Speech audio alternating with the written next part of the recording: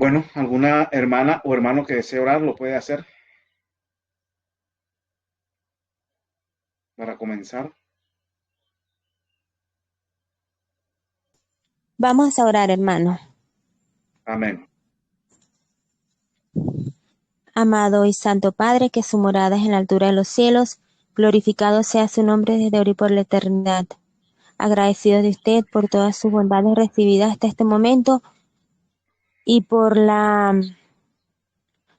oportunidad que tenemos de recibir estas enseñanzas de labios del hermano Nicolás, esperando que usted lo siga bendiciendo, le siga dando sabiduría, lo siga fortaleciendo en esos hermosos dones, al igual que su hija, y le suplicamos también sea con cada uno de sus demás familiares. También le suplicamos por cada alumno presente y que podamos estar dispuestos a aprender lo que se nos va a enseñar hoy y ponerlo en práctica en nuestras tierras y que sea de bendición para nosotros y para muchos, para todas nuestras comunidades donde quiera que vivamos. Todo sea dirigido por usted, Padre Santo. En el nombre de nuestro Salvador suplico todas estas cosas. Amén. Amén.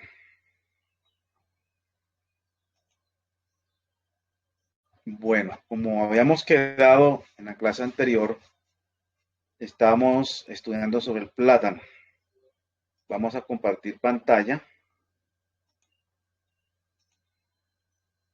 Recuerden que tienen que colocar sus asistencias para recibir el video y el material. Yo creo que, bueno, ahorita terminamos lo de el plátano y después seguimos con un tema sobre los policultivos.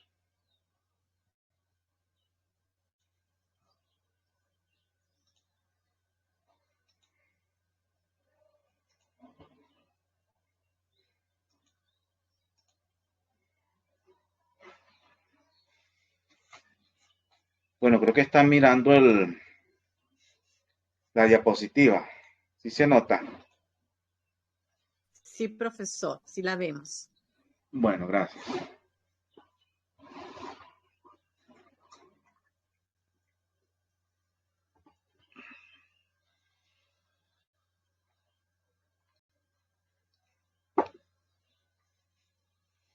Vamos a ver ahora, ya hemos visto, ha avanzado bastante ya en el tema del plátano y vamos a terminar observando lo que son las enfermedades, las plagas que le caen al plátano y que lo limitan en su producción.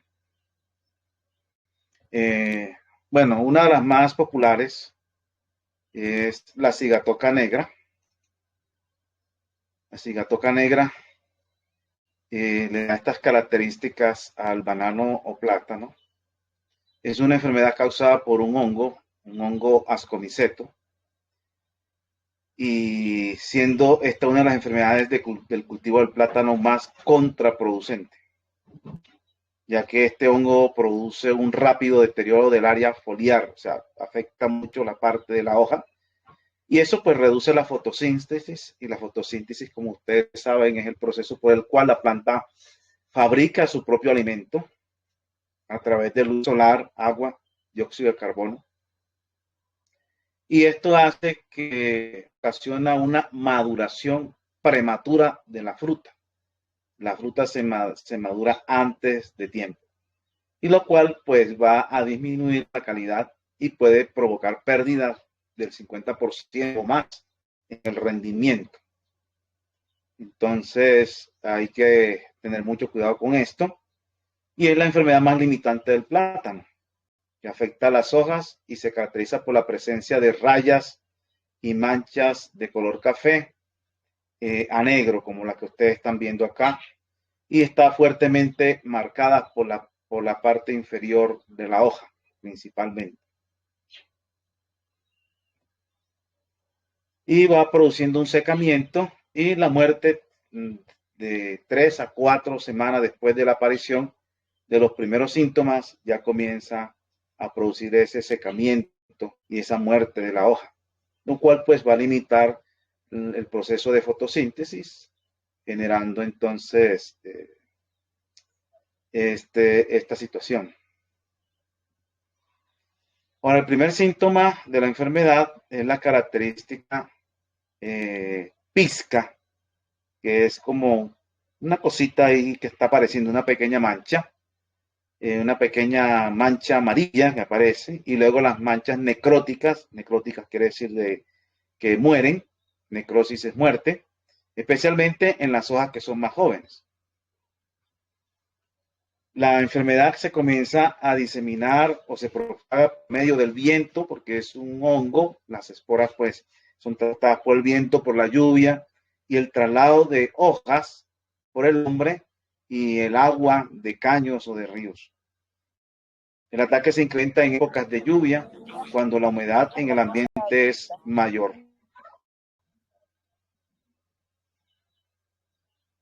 ¿Cómo podemos prevenir? Aquí vemos varias fotos donde nos vemos estas imágenes de la cigatoca negra. Bueno, hay variedades resistentes. De manera natural, hay plantas que son resistentes. Recuerden que vimos un triángulo donde vimos para que una planta sea afectada, hay varias condiciones. Uno, la presencia del patógeno. Dos, que la planta sea susceptible al patógeno. Y tres, las condiciones ambientales. Entonces, para poder hacer control sobre cualquier plaga o, bueno, sobre cualquier enfermedad producidas por microorganismos, variando algunas de estas variables, podemos nosotros mejorar la situación.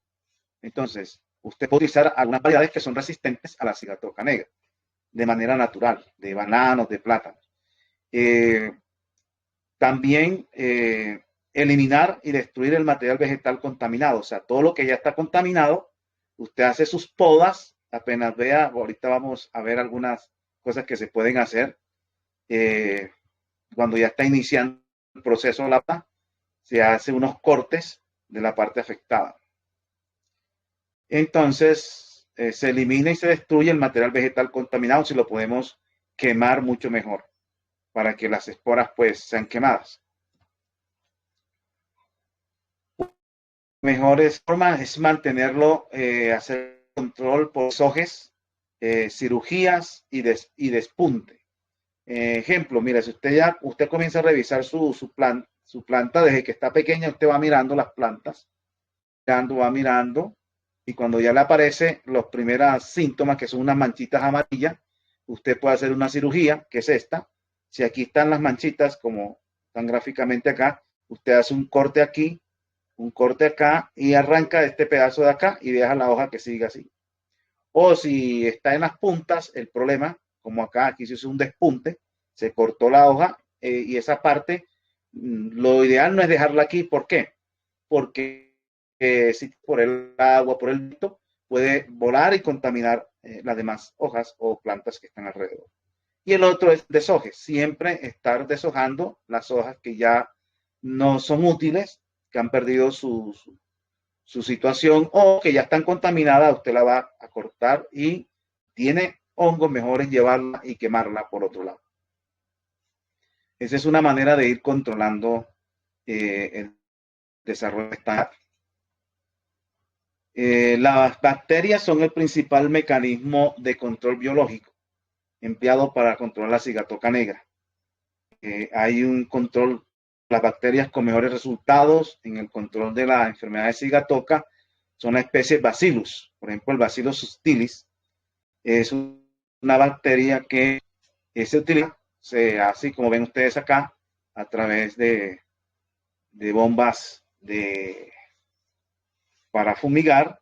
De la bacteria subtilis posee mayor potencial para colonizar la superficie foliar y formar estructuras de resistencia que ayudan a sobrevivir a condiciones ambientales adversas. Pues también se está utilizando el Bacillus subtilis para eso. Ya, bueno, el producto comercial debe tener más o menos la dosis de acuerdo a la forma como se han preparado estos productos biológicos. Aquí hay un ejemplo de un producto que se utiliza también para esto, una suspensión concentrada que contiene también Bacillus subtilis.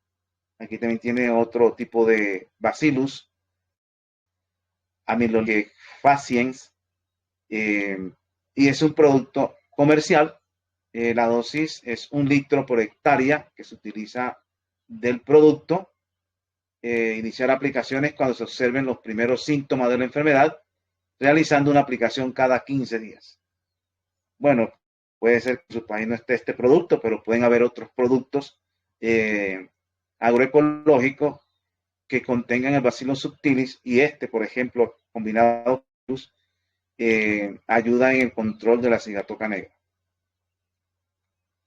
Tenemos además ahora usted también, como la cigatoca negra es un hongo, usted puede ir previniendo el ataque. Por ejemplo, usted puede aplicar cuando las plantas pequeñas, ir aplicando periódicamente oxicloruro de cobre o Bacillus thuringiensis, el caldo bordelés, el caldo visosa e inclusive el caldo sulfocálcico periódicamente cada 20 días en sus hojas del crecimiento de la planta de plátano, para ir previniendo si usted sabe que en su región se presenta este tipo de problemas. No tiene que atacarlo ya cuando llegó, sino que usted previamente puede ir manejando la situación. Si usted sabe que en su medio, en su región, en su contorno, hay problemas de cigatoca negra, puede ir previniendo con los fungicidas.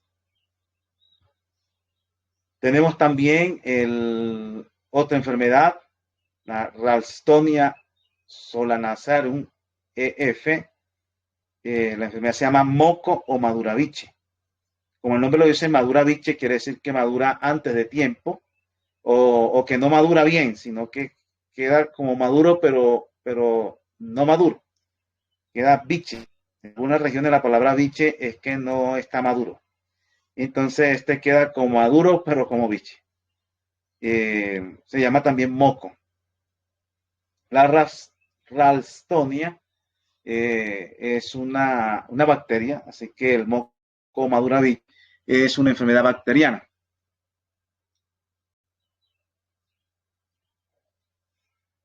Que se reconoce por el marchitamiento y amarillamiento de la planta. La planta se va a amarillar totalmente. No le salen como en la cigatoca negra, que son unas manchitas amarillas que después se van necrosando y va tomando control sobre toda la hoja, sino que comienza es un marchitamiento y amarillamiento de toda la planta. Las hojas también se secan y se quiebran, permaneciendo en la planta. Los brotes o colinos no se van desarrollando, tomando un color negro y forma retorcida de los colinos. Ya es una enfermedad bacteriana.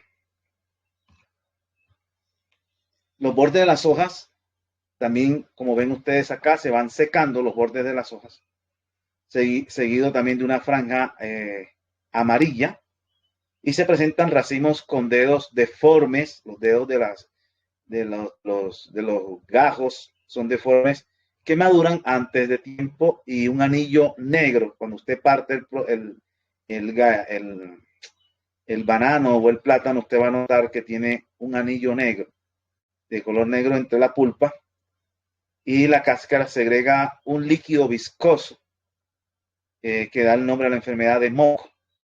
Entonces, un color negro o marrón, como ven ustedes aquí. Así queda el fruto. Cuando ustedes ven así, ya es el moco maduraviche, y es una enfermedad bacteriana producida por la Ralstonia. Aquí vemos foto en racimos bien desarrollados. Los dedos se rajan, se seca la bellota y luego todo el racimo. La enfermedad se transmite por el uso de herramientas infectadas. Entonces, cuando usted sabe que en su región da este tipo de producto, es mejor que usted esté desinfectando sus herramientas para trabajar.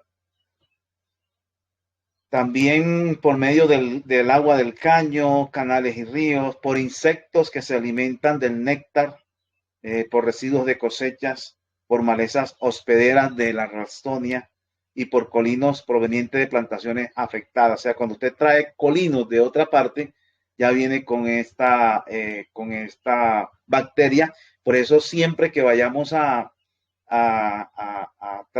trasplantar o a sembrar, debiéramos desinfectar siempre todos nuestros colinos para poder estar más seguros de que no traen esta bacteria, ya que desinfectando pues, matamos la bacteria.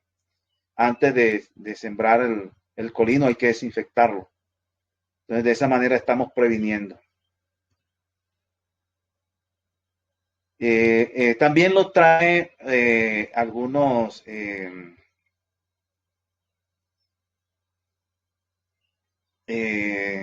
insectos tienen el problema de que pueden favorecer la entrada de la enfermedad. En el caso de esta enfermedad del moco, se debe mantener controlada la población de insectos, como el caso del picudo, que ahorita lo vamos a estudiar. El picudo, hay varias clases de picudo, el negro, el amarillo, el rayado. Estos insectos coleópteros, al picar, favorecen la entrada de la enfermedad. Igualmente el gusano tornillo también favorece la entrada de la bacteria que va a dañar el producto, la planta. También hay control biológico, el Bacillus subtilis, que ya lo vimos, que también nos sirve para el tema de la cigatoca negra. Tiene una actividad bactericida natural y lo convierte en el agente de control biológico que produce un antibiótico llamado subtilín, impidiendo el desarrollo de bacterias gram positivas y gram negativas. Entonces, es un buen controlador porque tiene una actividad bactericida, esta misma bacteria subtilis. Ataca o inhibe el crecimiento de bacterias gram positivas y gram negativas. Altera la permeabilidad de la membrana celular de las bacterias e inhibe el paso de potasio y el transporte de ATP a través de este antibiótico natural llamado subtilín.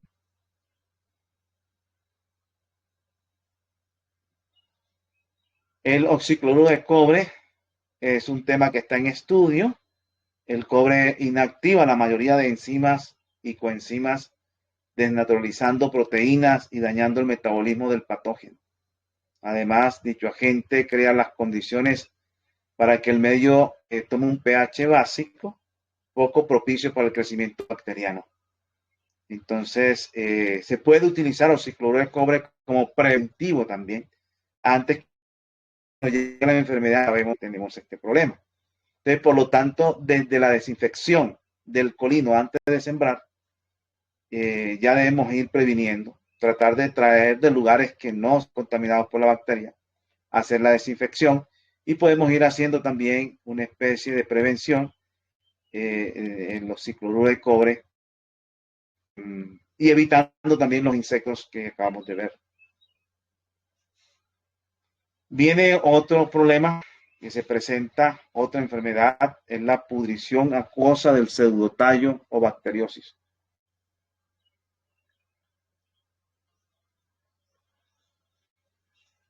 La pudrición acuosa del pseudotallo. Recuerden que el tallo es como una especie de pseudotallo, que es un conjunto de hojas apiñadas, apretadas, y se pudre de manera acuosa. Es una bacteria, la Dicksteria chrysanthemi, que es esta que tenemos acá. Esta es una imagen de una pudrición acuosa o bacteriosis. La enfermedad inicialmente se reconoce por la presencia de quemazón en los bordes de las hojas, como ustedes ven acá. Se queman así fuertemente como usted. Y avanzando poco a poco sobre toda la hoja hasta alcanzar un color amarillento. Bordes, se queman los bordes de las hojas y comienza a amarillarse la hoja por tomar este color. Recuerden que las anteriores tienen forma distinta. Las cigatogas comienzan son unas pinticas manchas amarillas que se ponen necróticas. Acá comienza el borde, como ven ustedes aquí, se seca rápidamente y después va tornándose amarillo. Los pseudotallos, esta es la característica principal, se observan manchas acuosas traslúcidas, o sea, dejan pasar como la luz, esas manchas acuosas, o son transparentes de color amarillo, que después se tornan rojas o café oscuro, emitiendo un líquido cristalino de olor fuerte, esa huele a podrido. Es una pudrición que ocurre ahí.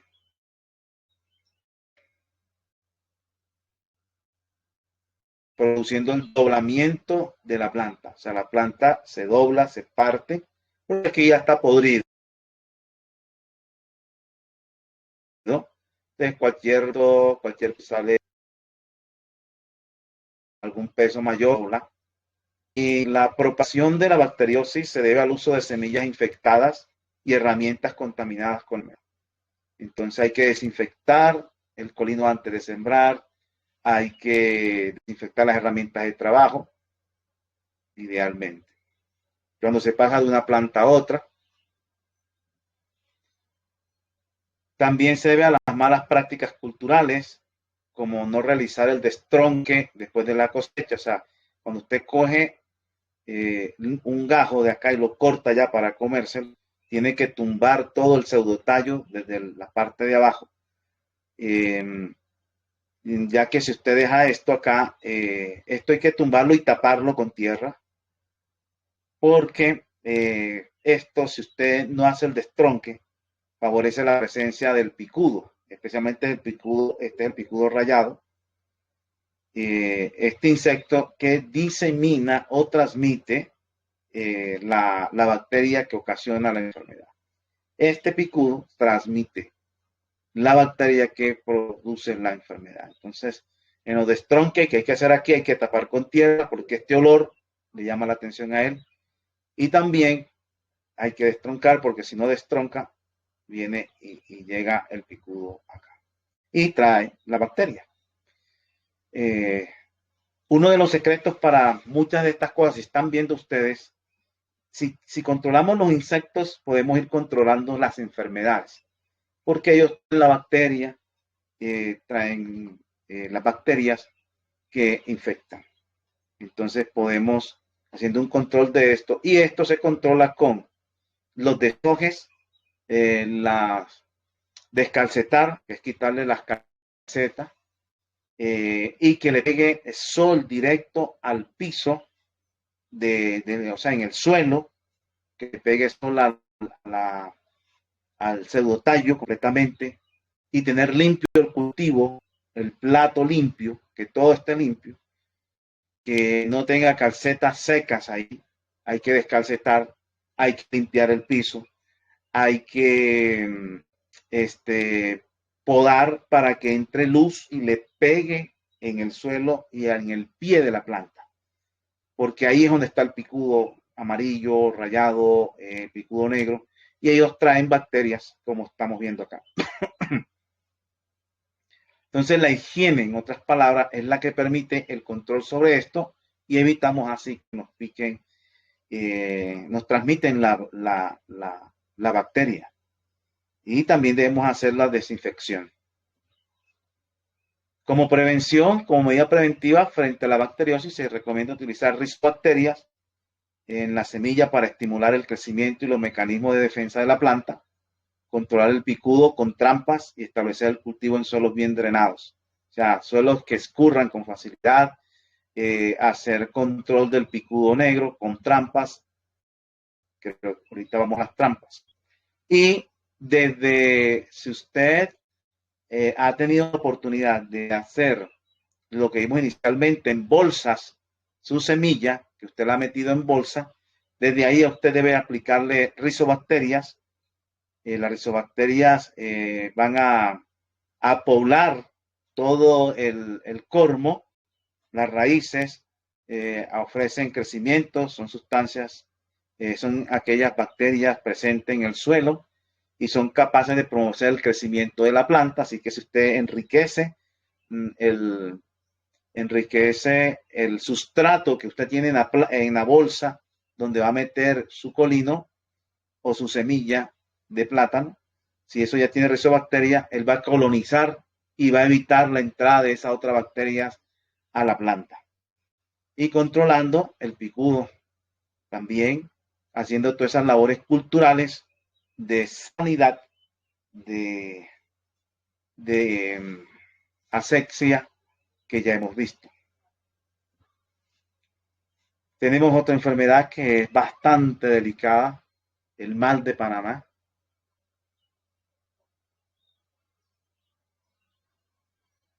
Muy temida, mal de Panamá. El Fusarium oxyporum es el hongo que genera esta enfermedad. Miren usted la imagen de la planta. Es una enfermedad causada por la toxina del hongo Fusarium oxyporum, que ocasiona la pudrición de las raíces. Este tiene uno de los problemas, es que pudre las raíces, pudre los pseudotallos, pudre los colinos y los cormos. Todo eso se va pudriendo por este hongo. El hongo puede vivir en suelos por más de 30 años. Ese es otro de los problemas. Él puede estar 30 años en el suelo, viviendo ahí.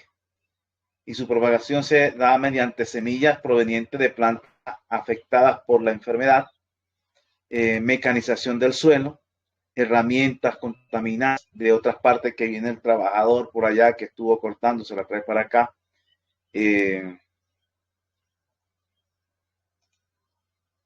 Suelos contaminados y vientos también. O sea, que usted llegó a un suelo donde está el Fusarium oxyporum y sembró ahí, y ya, como él puede durar 30 años en un lugar, y usted llegó, no, aquí no se ha sembrado nada, hace 30 años, y ese hongo todavía puede estar ahí. Usted se sembró, contaminó la planta y hizo eso.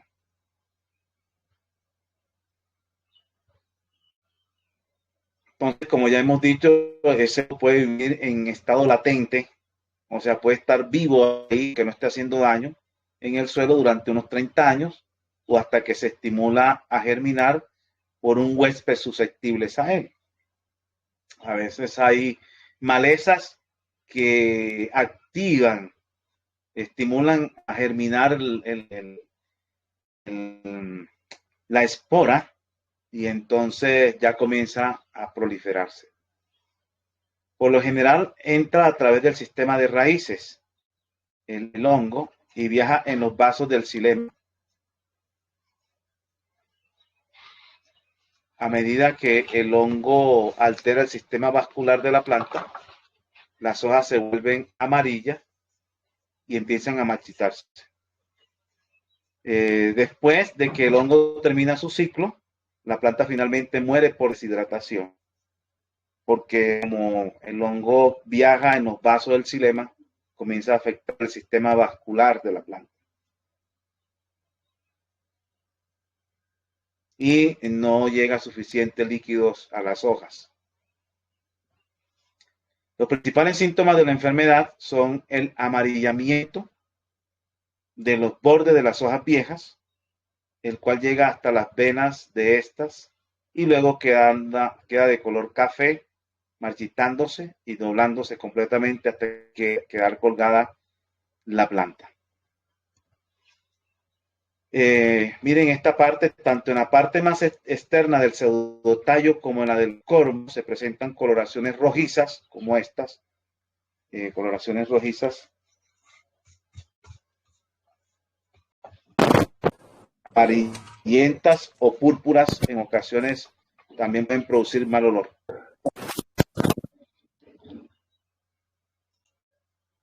Comúnmente las raíces se pudren.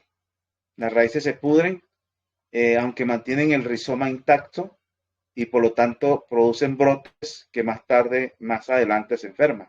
O sea que es capaz de el cormo o el rizoma queda bien y producen brotes, pero ya las raíces están todas dañadas. Y más adelante ese brote se enferma. Y cuando usted corta, queda de esta forma también el mal de Panamá. Dañado totalmente todo el sistema sistema vascular, podemos decirlo así, de la planta, o sea, por donde circula el xilema y el floema, todo se va dañando. Entonces, por eso no llega suficiente nutriente a las hojas y se ponen amarillas. La infección tiene lugar por la penetración del hongo en las raíces. Ese es el punto principal que tenemos que tener en cuenta para el control del mal de Panamá. ¿Por dónde penetra el hongo? Penetra en las raíces de la planta. Muchas veces a través de los orificios practicados por otras plagas. El nemátodo barrenador, el Rhadopholus similis, que es un nemátodo, que son unos gusanitos microscópicos. El patógeno coloniza el xilema y avanza hacia el rizoma. Entonces, ¿qué sucede? Una de las técnicas para el mal de Panamá es si yo ya sé que en mi región se presenta eso y yo sé que entra por las raíces y es un hongo, yo tengo que aplicar algo que colonice primero. O sea, antes de que llegue el hongo, ya debe haber otro hongo ahí y hongo que le hace daño al fusario. Entonces, podemos utilizar el tricoderma. Entonces, yo ya en mi sustrato que yo he hecho en la bolsa, hago una aplicación del tricoderma para que contamine, colonice todas las raíces que van saliendo ahí y también el terreno se vaya colonizando del hongo tricoderma y de esa manera cuando yo trasplanto ya el suelo, ojalá haya hecho previamente el hueco y lo haya desinfectado también. Puedo haber utilizado algún fungicida, lo dejo un tiempo ahí y lo puedo colonizar también con estas bacterias benéficas y esa es una manera para prevenir la entrada del hongo por las raíces. Y por otro lado, pues también hay que tratar de mirar si tenemos el nemátodo barrenador, que también van a ser heridas por donde puede penetrar bien el hongo. Con la muerte ya de la planta, el hongo se retira del xilema y ocupa los otros tejidos, forma finalmente clamidosporas que regresan al suelo. Las clamidosporas, que son una especie de esporas, pueden sobrevivir hasta 30 años en el suelo, colonizando otras especies afines. O sea, puede colonizar otras plantas o arbences que también pueden, que son afines a ellas y pueden vivir ahí. Y esas especies afines permanecen asintomáticas hasta no se enferman, pero ya están viviendo ahí. O los deditros vegetales también que se pueden estar afectando. Entonces, ¿qué hay que hacer? Ya vimos una de las razones, ¿no? Ahora, si se introduce en una plantación a partir de un rizoma o tierra infectada, la difusión de la enfermedad es lenta, aunque puede acelerarse si el agua de riego ayuda en la dispersión de las esporas. Ahora, la tasa de difusión de este fusarium depende de varios factores. Entre ellos está el pH del suelo. ¿Ya? El pH es un factor para que se puedan desarrollar más este fusarium. El tipo de drenaje que tiene el suelo. Si se encharca con facilidad, rápidamente se desarrolla el fusarium. Y las condiciones también del suelo. En algunos entornos, la población microbial del suelo suprime el patógeno. Lo que le acabamos de decir, si nosotros colonizamos, por ejemplo, estas son bacterias benéficas, microorganismos benéficos, que si nosotros colonizamos el sustrato donde metemos el colino y el hueco donde lo vamos a hacer, lo hemos colonizado previamente con un tricoderma, por ejemplo, nos ayudaría a evitar la entrada del fusarium, porque estos productos, además de tener un efecto fungicida, ellos al colonizar hay un empoderamiento del terreno. Como se apropian del terreno, el otro hongo no puede entrar. Y entonces, de esa manera, cuando hay una buena población microbial de la correcta, de la benéfica, suprime la entrada del patógeno. Eso sería el principal preventivo para comenzar. Ya que la planta ya cogió ventaja ya eso es muy difícil controlarlo. Ahí es que trabajar de manera preventiva, evitar que nos llegue. Entonces, como vemos, el ataque aquí sería prevención. Se debe utilizar variedades resistentes, porque también hay variedades resistentes al Fusarium oxyporum. Erradicar inmediatamente las plantas enfermas que ya usted vio que las cogió. Quítela de por ahí, arránquela, entiérrela o quémela lejos. Aplicar cal agrícola en suelos ácidos para disminuir la población del patógeno, porque el Fusarium vive en suelos ácidos. Entonces, si usted le aplica cal al suelo, puede mejorar la situación del pH y de esa manera el Fusarium también puede disminuir la población de este hongo. Y habíamos hablado ya del Trichoderma spp. Trichoderma spp redujeron significativamente el crecimiento radial de los aislamientos de Fusarium oxyporum. O sea, ya en laboratorio se ha visto cómo el efecto del tricoderma disminuye el crecimiento significativo del Fusarium oxyporum, entonces haciendo competencia por territorio antes que llegue, el efecto es muy benéfico. Esas son las generalidades o las enfermedades más características del plátano o banano.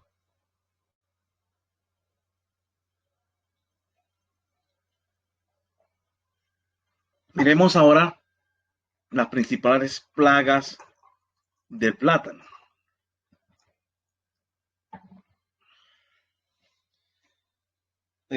Tenemos los picudos del plátano, son la plaga más importante, la cual llega a generar pérdida del 60% del peso del racimo. Hay picudo rayado, hay picudo amarillo, hay picudo negro. Aquí tenemos algunas variedades. En Colombia se presentan, el picudo negro, el picudo rayado y el picudo amarillo.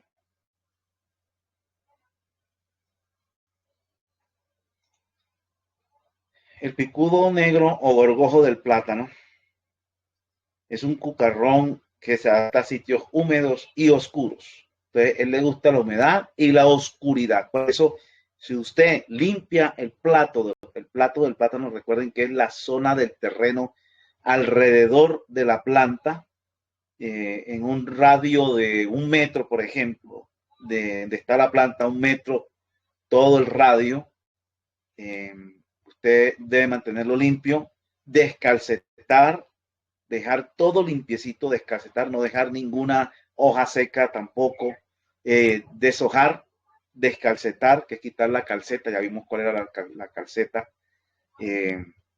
Entonces, al dejar todo limpio y usted poda para que entre el sol principalmente podemos decir, a la pata o al pseudotallo donde inicia el cormo. Ahí, que todo ahí le pegue el sol, ese animalito no llega con facilidad, porque le gusta el sitio húmedo y oscuro. Entonces, una platanera que no la limpiemos, ahí va a estar el picudo metido.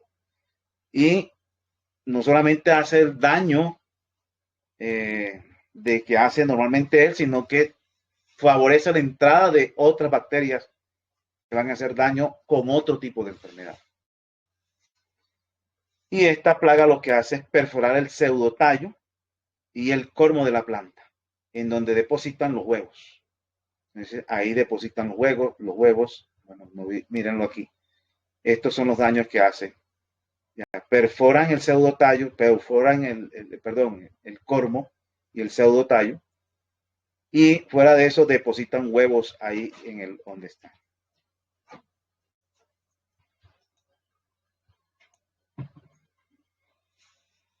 Tenemos un momento.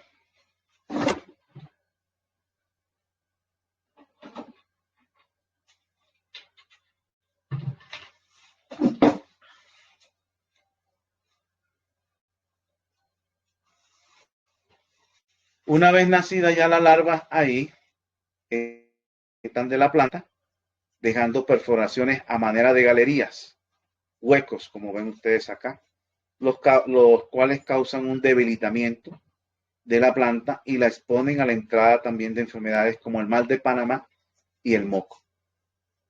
Entonces, este es el daño que ellos producen. De igual forma, se afectan los colinos de reemplazo y la vida útil de la plantación. Su propagación se da mediante la semilla o por atracción del olor del cormo recién cortado o herido. O sea, el cormo, cuando se hiere o se corta, ese olor las atrae a ellos. Aquí vemos el daño, una gráfica que ven acá, del daño que ellos hacen aquí, tanto en el cormo como en el pseudotallo. Y ese olor las atrae. No solamente, o sea, cuando se hay una herida o se recorta el tallo. Cuando usted corta el gajo y cosecha y de todas maneras deja el pseudotallo ahí donde cortó el gajo, también ese olor las atrae. El picudo rayado, que es este, y el picudo amarillo no representan daños importantes al cultivo como lo hace el picudo negro, ¿ya? Pero también hacen daño. En sí el picudo negro no es el problema como tal, sino la larva. Se pone en el huevito, del huevito sale la larva, el gusanito, y la larva de él, la que produce el daño haciendo galerías en el pseudotallo. Sin embargo, el picudo rayado ayuda a la propagación de la bacteriosis y su ocurrencia dentro del cultivo está relacionada con deficiencias nutricionales de la planta, especialmente de potasio y boro, así como con cultivos donde no se realiza el destronque y no se pican los residuos, inmediatamente se cosecha el racimo. O sea que esto se cosecha el racimo, se hace el destronque, se le echa tierrita ahí y esto se pica si no está infectado. Se pica en el suelo para incrementar la materia orgánica en el suelo. ¿Ya? Entonces, deficiencias nutricionales, especialmente de boro y potasio, hacen que la presencia del picudo rayado. Y él lo que más daño hace es la propagación de la bacteriosis. ¿Cómo podemos prevenir el ataque de picudos? Se debe contar con semillas descontaminadas o obtenerlas en la finca mediante el sistema de rebrote inducido, que ya lo vimos cuál es el sistema del rebrote inducido, acompañado de trampas y fertilización del suelo, buscando corregir la deficiencia de potasio y de boro. Entonces, a veces por deficiencias nutricionales pueden favorecer la entrada de ellos.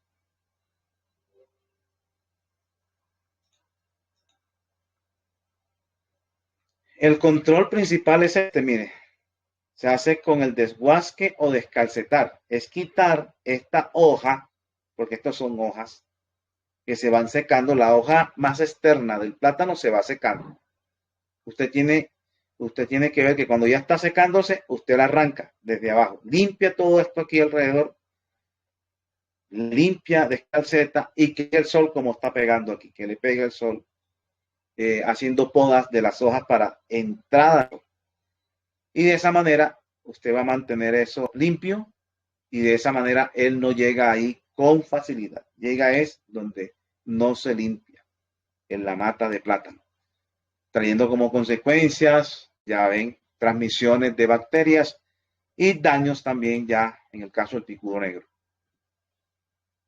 Y también se presentan nemátodos en el plátano. Nemátodos en el plátano. Los nemátodos, como ustedes son microorganismos, son organismos de tamaño muy pequeño que no se observan a simple vista, los cuales causan daño en las raíces de las plantas. Aquí vemos los nemátodos. Se producen síntomas externos en la planta como amarillamiento de las hojas, una clorosis o amarillamiento, reduciendo el número y el tamaño de las hojas, racimos de mala calidad y volcamiento de la planta. Fácilmente las plantas se caen en lugares planos donde no hay vientos, se van cayendo.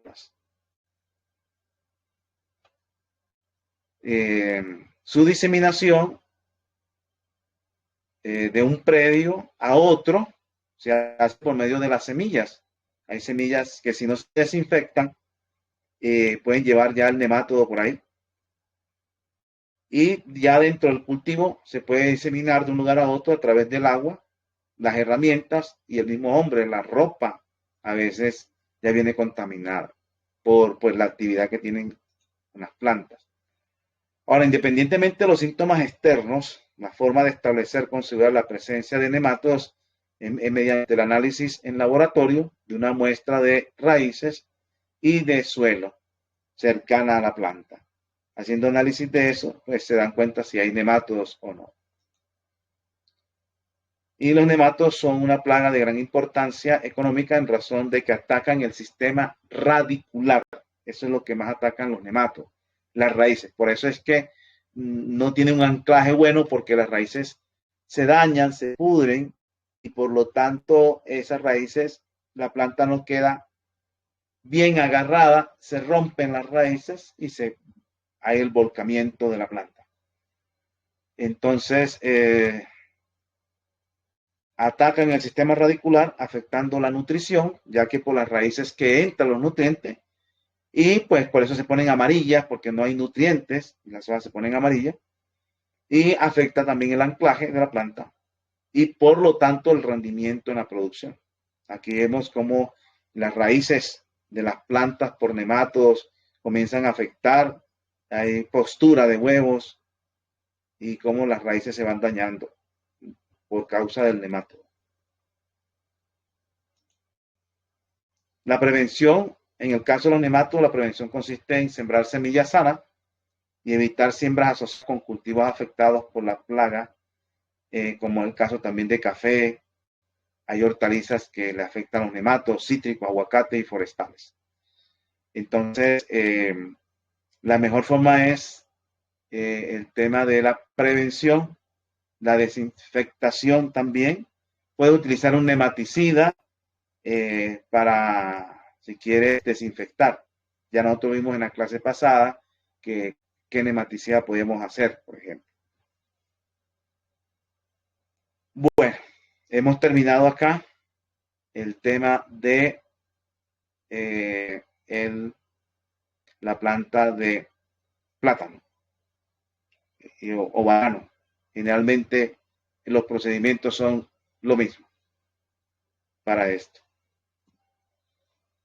Bueno, voy a dejar un espacio para alguna inquietud, alguna pregunta referente a este tema para comenzar ya con un tema de los policultivos.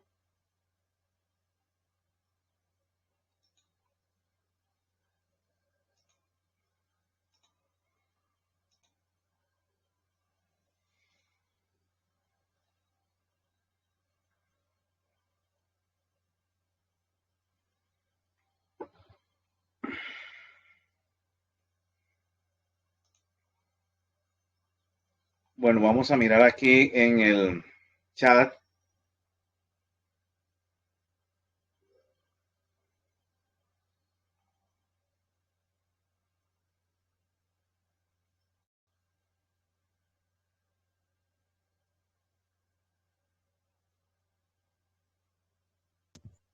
No sé, están como tímidos o entendieron todo muy bien,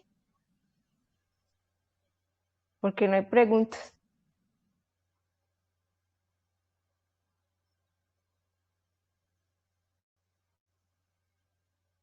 Bueno, por el chat tampoco hay.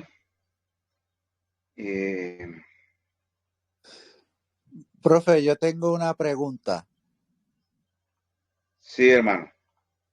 En el caso del mal de Panamá, si uno no sabe que el terreno que uno va a trabajar, esa enfermedad está en el terreno ya, y obviamente como no hay nada sembrado, no se sabe, sería bueno lo que usted dice, tirar algún tricoderma o algo antes de eso o esperar a ver si surgiera algo, por ejemplo, con una semilla que uno siembre de manera aislada. Bueno, podemos tener varias alternativas en este caso, ¿no? Una, pues la que usted acaba de nombrar. A veces, yo sé que estamos en un tiempo ya de que estamos viviendo en tiempos bastante difíciles, que se están acercando muchas cosas ya, leyes dominicales, lo que ustedes saben. Entonces prácticamente casi ya no hay tiempo para aprender. Pero como también el Señor detiene los tiempos y las cosas. Pero realmente en la agricultura inicialmente es para uno aprender. Y podría ser una primera opción. Es que usted dice, usted siembra una planta así normal y observa que le cae. ¿Qué le sale? Y entonces ya usted se da cuenta para no invertir en gastos adicionales. Pero siempre una planta de plátano se demora para uno saber determinar para ponerme a sembrar más. Sería como un ideal de ese tipo. Pero como le digo, como ya todo está tan cercano y que tenemos que sembrar comida, que tenemos que tener comida lo más pronto posible, otra opción es la que usted dice. Podemos hacer la prevención, colinos bien desinfectados, hacemos un sustrato, si lo vamos a sembrar por bolsa, donde tengamos tricoderma, o el mismo hueco donde vamos a sembrarlo, hacemos una colonización con el tricoderma, y de esa manera sembramos nuestro plátano ahí y ya viene con prevención. También podemos utilizar algunos fungicidas a nivel foliar y a nivel a nivel foliar, ya que le hemos aplicado el tricoderma en la parte de abajo. Eso sería la otra opción. Profe, El tema era evitar el gasto económico sin necesidad, porque si por la región no se da, no hay mal de Panamá, entonces uno está gastando un poco ahí de dinero. Si está gastando, pues si está comprando el tricoderma. Porque en esto hay que jugar varios factores, ¿no? No gastar de más, bueno, por la situación económica, porque el aplicar eso no es ningún problema. O sea, que se vaya a infectar la planta o dañar la planta porque usted le aplicó tricoderma, más bien protege la planta como tal. Pero a veces, si protege la planta de lo que no hay, entonces no se puede tener como si fuera una pérdida económica porque gasté un dinero en eso.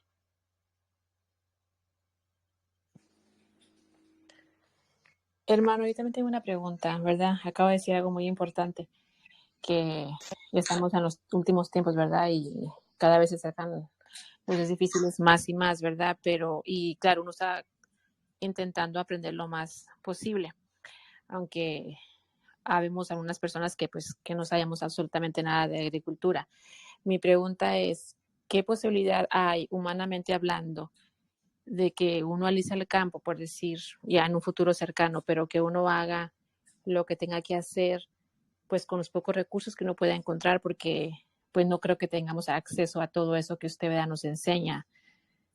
No sé, digo, no sé qué posibilidad tenemos pues para sobrevivir en el campo con lo poquito que hemos aprendido o con los poquitos recursos que vayamos a tener en un futuro cercano. Bien, una buena pregunta, porque cada vez tenemos que acercarnos a lo más natural. O sea, uno debe ser un poco táctico al comprar la finca o la asunto. Yo debo buscar zonas que tengan bosques.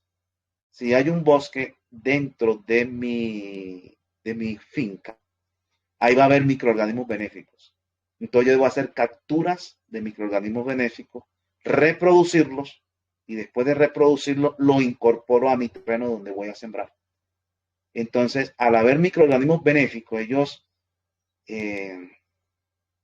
digámoslo así, cercan su terreno e impiden la entrada de los patógenos de esos elementos ahí. Así no tengamos cómo comprar estos productos.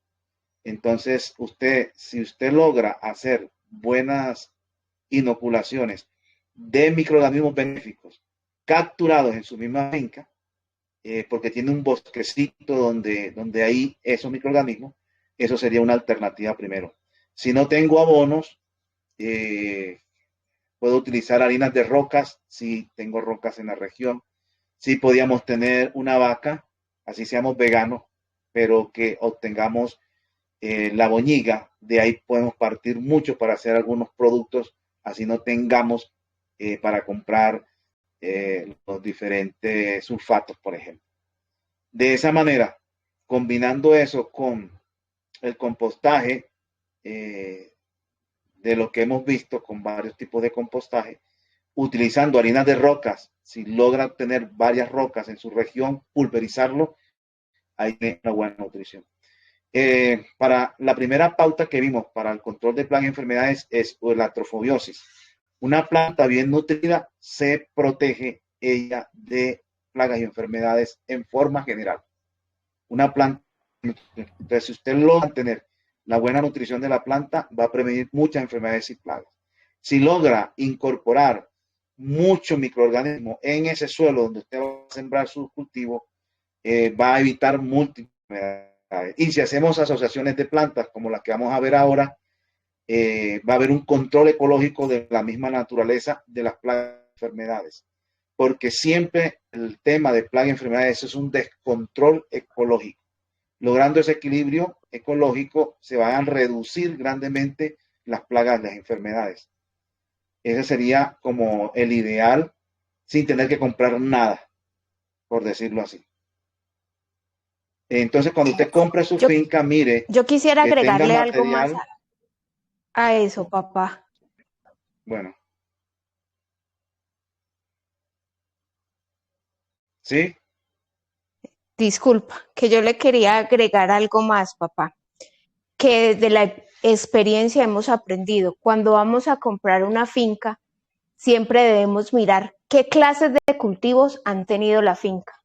Si en una finca han hecho cultivos, monocultivos grandes, a grandes extensiones y aplican muchos insecticidas y fumigantes y abonos químicos, va a ser una finca que nos va a traer hartos problemas para nosotros si queremos hacer agricultura ecológica, porque ya va a ser una finca que ha tenido mucho deterioro en cuanto al equilibrio en insectos y en animales. Entonces, mi consejo sería eso, desde el principio, mirar que no hayan sido unas fincas con monocultivos y desgastadas por insecticidas. Ok, entonces sería una buena pregunta para hacer cuando uno compra una finca, que si ha habido cultivos en el pasado. ¿Podría ser esa una buena pregunta al vendedor? Exactamente. Pero pues ya eso es muy relativo porque generalmente las fincas que son accesibles ya han tenido cultivos previos, sino que entre menos es lo mejor que uno podía hacer. Y segundo, observe que tenga usted su material orgánico para hacer los abonos, para hacer una buena nutrición y para recolectar microorganismos. Entonces, si uno aplica la trofobiosis, que es una buena nutrición a la planta, y aplica la colonización, hay una agricultura que se llama agricultura microbiológica, y ellos solo lo que hacen es reproducir microorganismos de la misma naturaleza, reproducirlo a través de biofermentos, que ya lo estuvimos viendo acá en el curso. Y con solo eso favorecen nutrición y favorecen prevención y control de enfermedades. Solo con microorganismos reproducidos desde la misma finca donde están. Entonces, si logramos hacer eso y asociando plantas, haciendo una diversificación en el policultivo, que es lo que vamos a ver ahorita, con eso se controlan plagas y enfermedades. Y utilizan también harina de rocas, que son piedras, diferentes tipos de piedras que se pueden pulverizar, y al pulverizarla ya tenemos un tipo de abono ahí. Deberíamos llegar a eso sin tener que prevenir, sino que como uno sabe que los hermanos apenas están comenzando y de pronto pues necesitan algo urgente, tenemos estos productos ecológicos que los podemos utilizar. Pero el objetivo es poder aprender, defendernos nosotros mismos sin necesidad de que comprar afuera. Si tenemos, ojo con esto, una vaca, 2 vacas y nos están generando estiércol, con eso podemos hacer algunos fumigantes, como también hasta para prevenir enfermedades, también a partir de eso. Y si tenemos lombricompost, si tenemos lombrices californianas, ahí tenemos un buen abono utilizando los estiércoles de los animales. Y también otro material vegetal o biodegradable que se le puede aplicar a las lombrices. Okay. ¿Y tengo una pregunta más, ¿qué tan cierto es? Yo he mirado pequeños videos donde plantan, por decir, el pezón de un chile morrón en una macetita adentro y se dan los chiles adentro, o una lechuga en agua y adentro de la casa se da todo eso, o hierbitas aromáticas. ¿Eso es verdad? Pues yo lo miro en videos, no sé si es cierto o es pura magia, como quien dice. No, la hidroponía es una ciencia que es cultivar con agua, pero generalmente son químicos, sustancias químicas para el crecimiento de eso. La otra vez, por acá hubo un hermano intentando hacerlo con cuestiones orgánicas, pero no me acuerdo si le dio resultado. Pero la hidroponía con químicos da, porque es con químicos, sustancias químicas. El otro que me dijo en Chile, porrón, pero ¿en qué? ¿En tierra? Sí, en una pequeña maceta con tierra. Ajá. ¿Con qué? En una pequeña maceta con tierra. Con tierra. Ajá, con tierra. Sí, es Sí, normal. O sea, uno puede cultivar. Nosotros dimos unas clases en el ciclo 1 sobre agricultura urbana y es cultivar en la casa, en macetas o en pequeña escala. Y también se da, porque después que esté la tierra ahí usted puede hacer lo mismo que en un pedazo grande. Ok, gracias. Lo interesante es que tenga luz solar. El punto es ese, o sea, antes de salir al campo, los hermanos deberían practicar agricultura urbana. Y si aprenden agricultura urbana, cuando salen al campo ya les queda más fácil todo. Porque usted puede hacer agricultura urbana, o sea, agricultura en la ciudad, dependiendo de sus circunstancias. Nosotros vimos unas especies de indicaciones de agricultura urbana porque ese es el ideal. Usted no puede esperar salir al campo para sembrar. Usted tiene que practicar en la misma casa, dependiendo del clima, ¿no? Donde viva. Pero se puede hacer hortalizas, hay gente que hace muchas cosas, tiene ingenio para ubicar en sitios apropiados donde le pegue el sol, donde tenga un buen control de aire y la nutrición del suelo. En llantas, en macetas, en cajas de madera, ahí puede tener su tierra y puede hacer su producción de alimentos en la misma ciudad, que sería el ideal antes de salir al campo, porque usted ya va adquiriendo experiencia. Profesor, ok, gracias. Profesor, yo tengo una preguntita. Cuando hablamos de estiércol, de caballo, de vaca o inclusive hasta de gallina, y la persona es vegan, no es lo mismo que, como dicen, de la abeja que por la miel, porque el estiércol está viniendo de un animal. No lo entendí.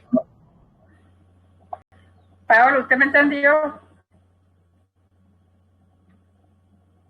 Yo le entendí hasta cierto punto. O sea, que hay gente que dice que estamos sembrando con estiércol de animal, entonces que es malo, porque hay muchas personas que dicen que es el estiércol del animal y que con eso cultivamos y que nos va a hacer daño a nuestro cuerpo. De esa manera lo entendí.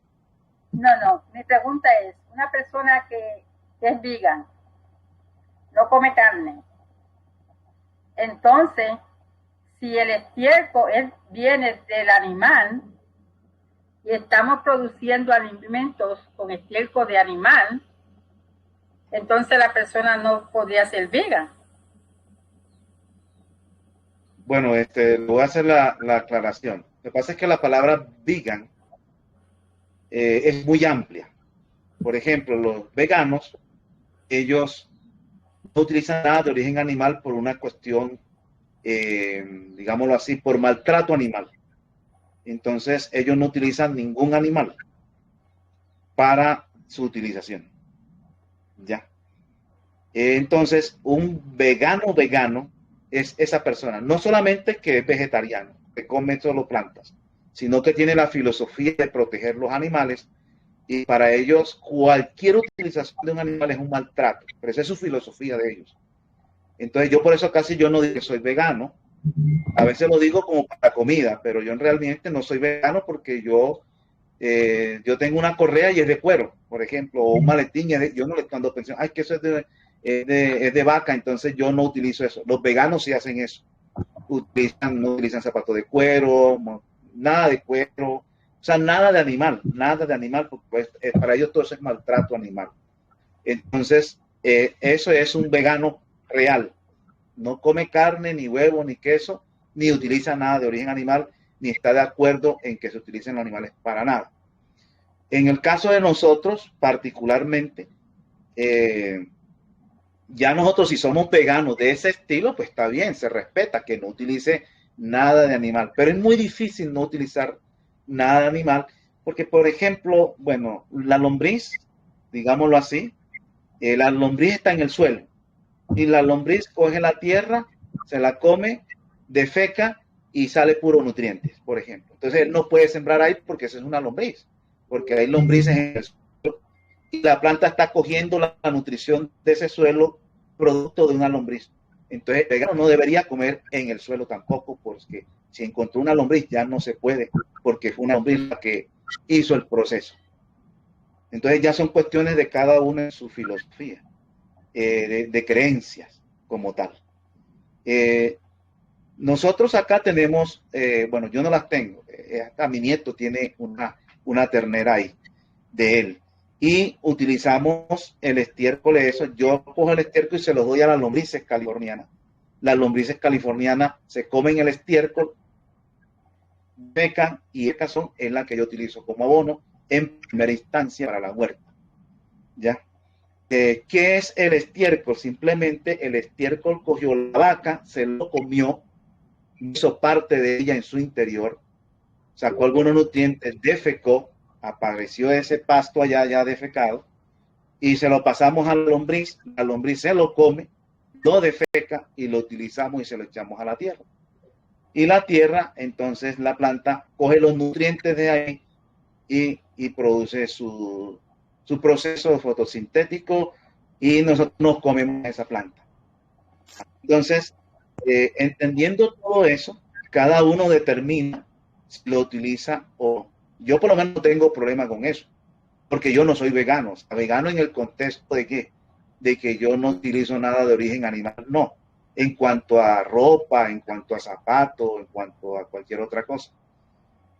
Lo que sí llevo, yo simplemente digo que yo llevo una dieta a base de planta. Y en eso me sostengo, una dieta a base de planta, y por eso no digo que soy vegano, porque no tengo esa filosofía. No porque me parezca mal, me parece muy bonito andar uno protegiendo a los animales. Pero pues yo tengo otras actividades que hacer, tengo que predicar el evangelio, tengo que preparar las clases. Entonces, si me pongo a eso, no me llega tiempo para hacer lo demás que tengo que hacer acá.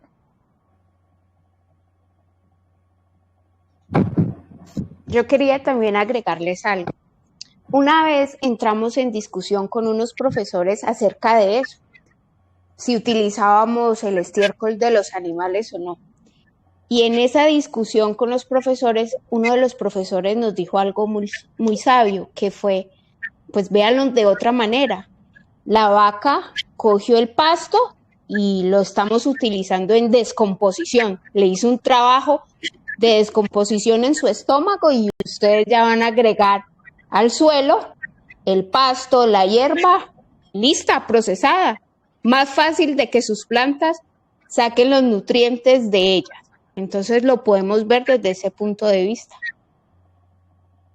Claro, es igual, por ejemplo, como la utilización del polen. El polen lo producen son las plantas. ¿Qué hacen las abejas? Cogen el polen en sus paticas y se las llevan para allá, para su colmena. Y entonces la gente, ¿qué hace? Recolecta ese polen que recolectaron las abejas y se lo comen. Un vegano no se lo come porque eso viene de las abejas. Pero en sí, las abejas no fueron los que produjeron el polen. fueron las plantas que simplemente las recolectaron. Entonces cada uno en su individualidad toma su decisión y es válida para cada situación. Para mí, ¿no? Es válida para cada uno. Y de acuerdo a lo que acabas de decir, papi, lo único que hizo la abeja fue transportar. Fue un vehículo de transporte del polen, lo sacó de allí y lo transportó para que nosotros no lo consumamos. Entonces, es desde el punto de vista en que lo veamos. Pero lo que dice mi papá, todo es válido, depende de la filosofía que tengamos y la creencia. Y muchas veces estas personas vegans o veganas, ellas defienden mucho lo que es lo de los animales, pero cuando ya uno les habla de Dios, hasta ahí llegas la creencia de ellos. Muy inteligente tu respuesta, Paola.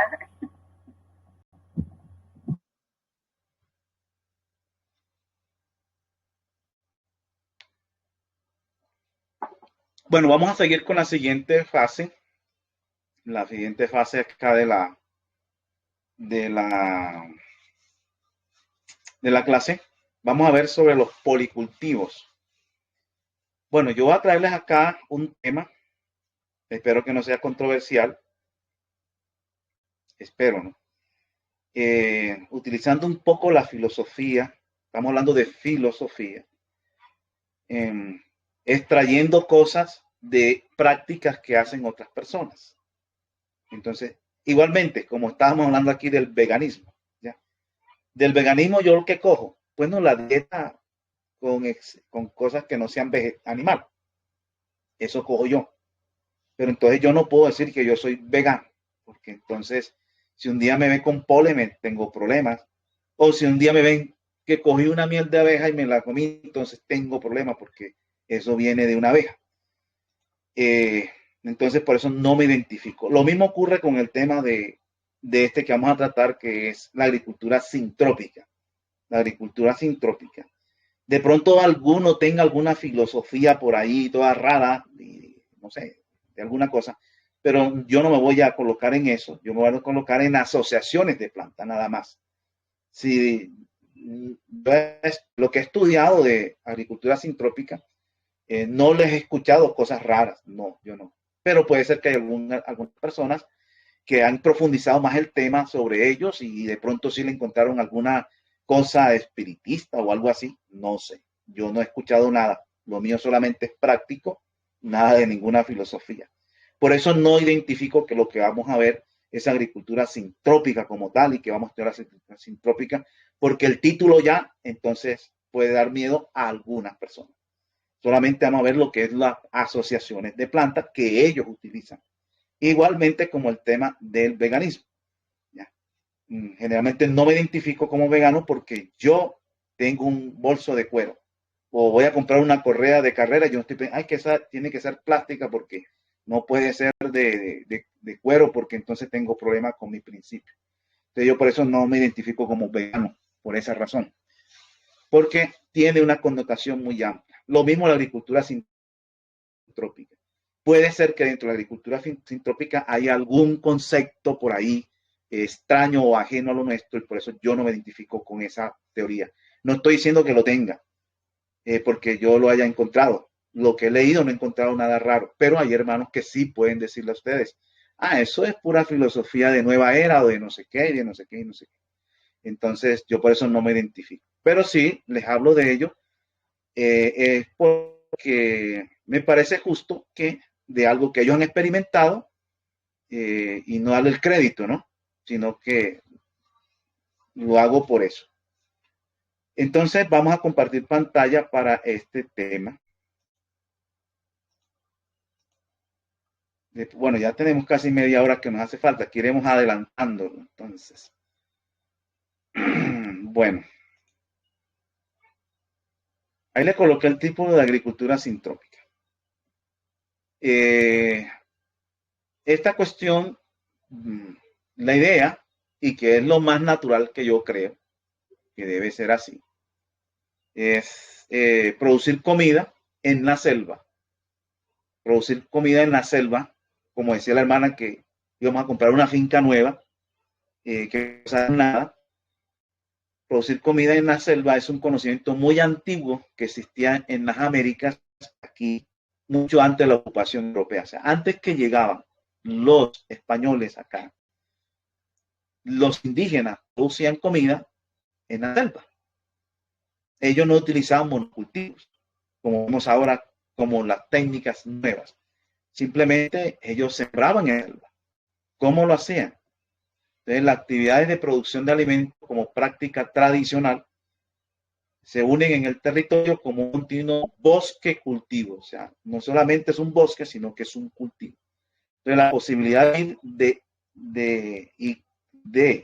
vivir del bosque y con el bosque es una de las inspiraciones de la agroforestería, que es un tipo de agricultura.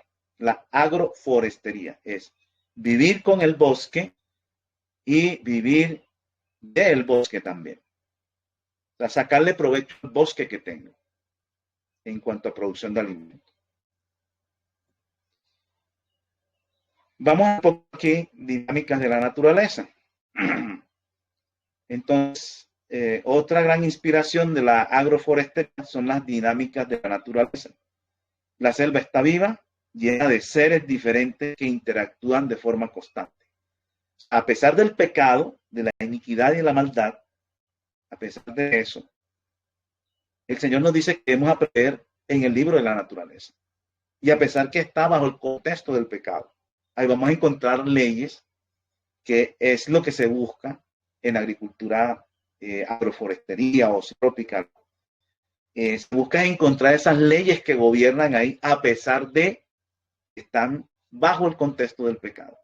Porque me imagino que en la naturaleza del Edén era otra cosa, o de pronto habían algunos cambios, pero el Señor nos manda que esto es la naturaleza.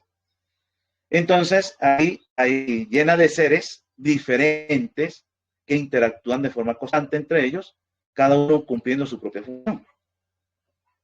Por ejemplo, cuando se abre un claro en la selva, el ambiente cambia enseguida. O sea, apenas se hace un claro de esto, el ambiente va a cambiar. Comienzan a darse nuevas interacciones entre los seres vivos que habitan aquí y algunas especies aparecen y otras surgen de acuerdo a las nuevas características del ambiente. Solamente con abrir en la selva ya hay cambios hasta en especies. Entonces, en la agroforestería se trata de replicar y optimizar esos procesos naturales. Eso es lo que se trata, de replicar, o sea, hacer copias de la naturaleza, cómo funciona un bosque, estudian eso y lo tratan de replicar para optimizar los procesos naturales, pero para producir alimento y mejorar el ambiente. Porque cuando tú entras a un bosque donde el hombre no mete la mano, casi no hay enfermedad. Y si hay enfermedad, se curan, interactúan. Los animales que se enferman son los animales que están en nuestro medio, de la naturaleza, mueren de viejo. Y si se enferman ellos mismos por el proceso de autocuración y del medio ambiente en que está el contorno, se van curando. Entonces, ¿qué es lo que se ve ahí? En una selva, por ejemplo, hay extractos y hay sucesión. Entonces, ese es un primer como principio que se encuentra en la selva, en la naturaleza. Hay extractos, o sea, hay grupos de plantas que viven en ciertos ambientes. Hay extractos bajo, medio, alto, emergente. Hay una estratificación zonal, espacial, y ocurren algunas cosas.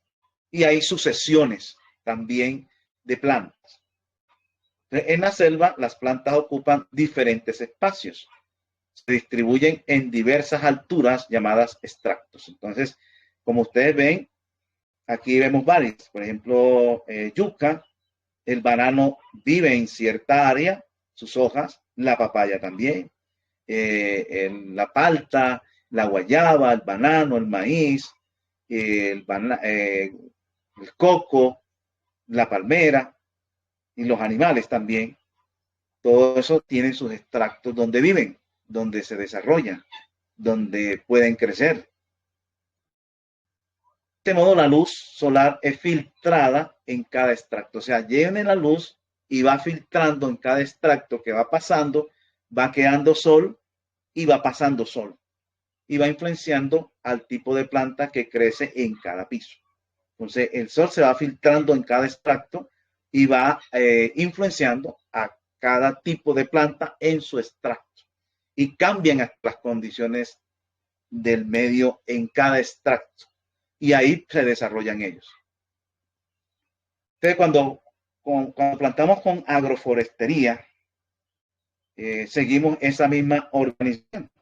Esta lógica también puede ser aplicada a los más diversos campos de agricultura y horticultura. Entonces, se trata de copiar todo eso allá. Entonces, aquí vemos, por ejemplo, un árbol. Aquí vemos el sol. El árbol puede dar sombra.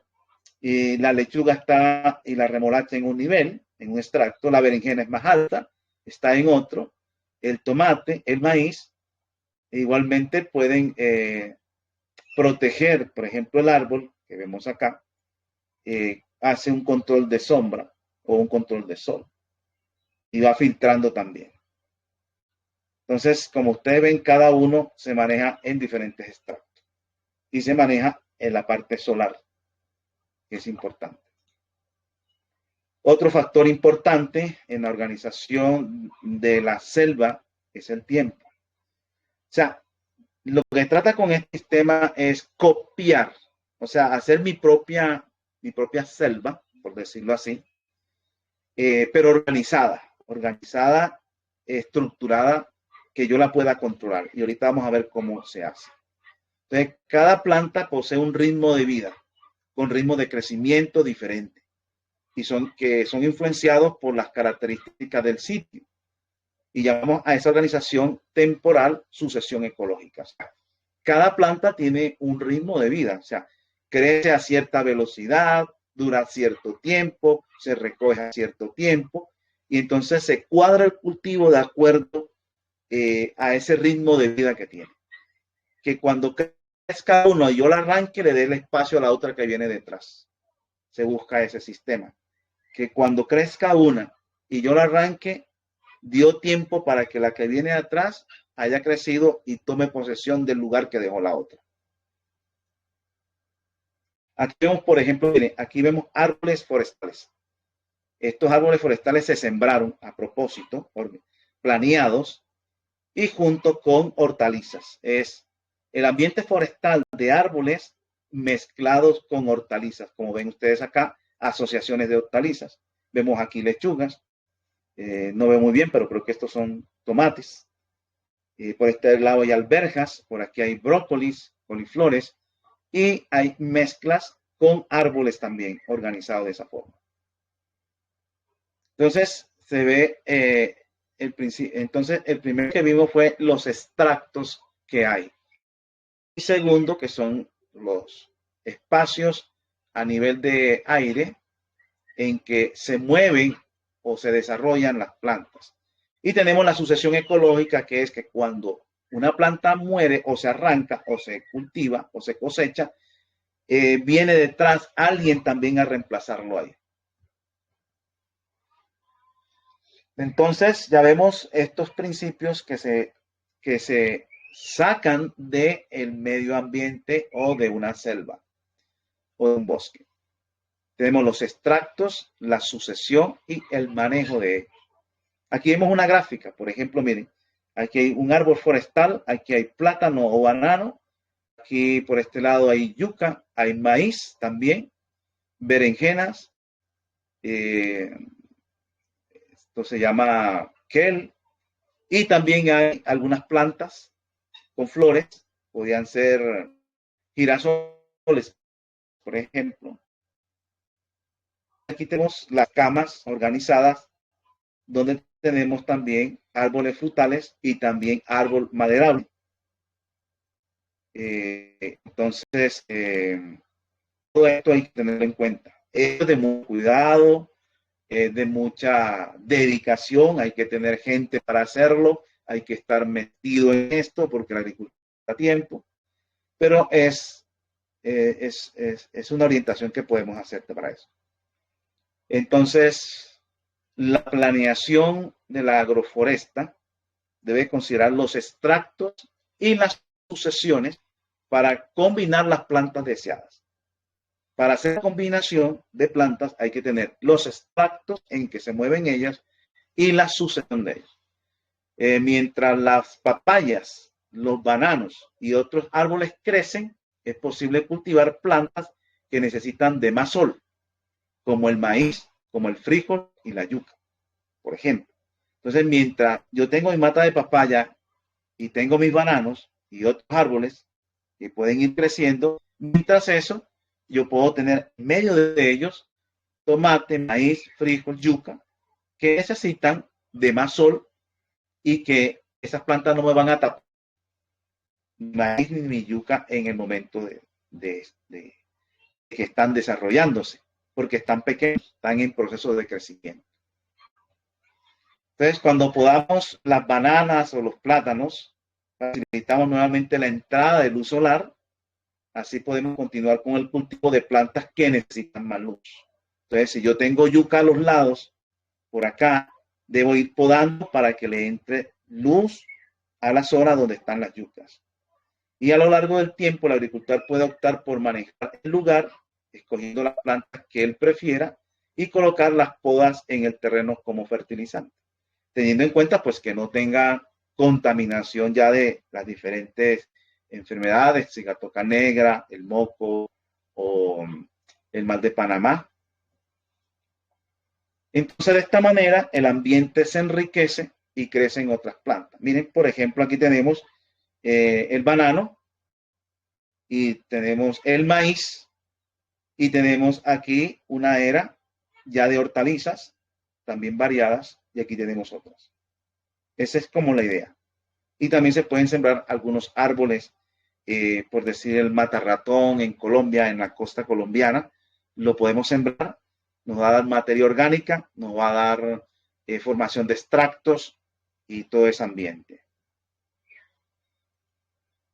Miremos ahora el tema de huerto sucesional. Aquí vemos una experiencia, miren, para mí es un poquito, me cuesta asimilar, y hay muchos que lo practican, utilizan el eucalipto como plan agroforestal. Lo van podando, lo van podando. Uno tenía la idea que el eucalipto no podíamos sembrar cerca del eucalipto porque el eucalipto, las hojas tienen aceite y el aceite pues no deja crecer mucho, pero hay gente que está sembrando con eucaliptos, ¿ya? Lo van podando, como ven ustedes acá, y utilizan también la madera con el tiempo, y lo utilizan en este ambiente de huerta. Aquí ven ustedes una serie de mezclas que vamos a ver más adelante.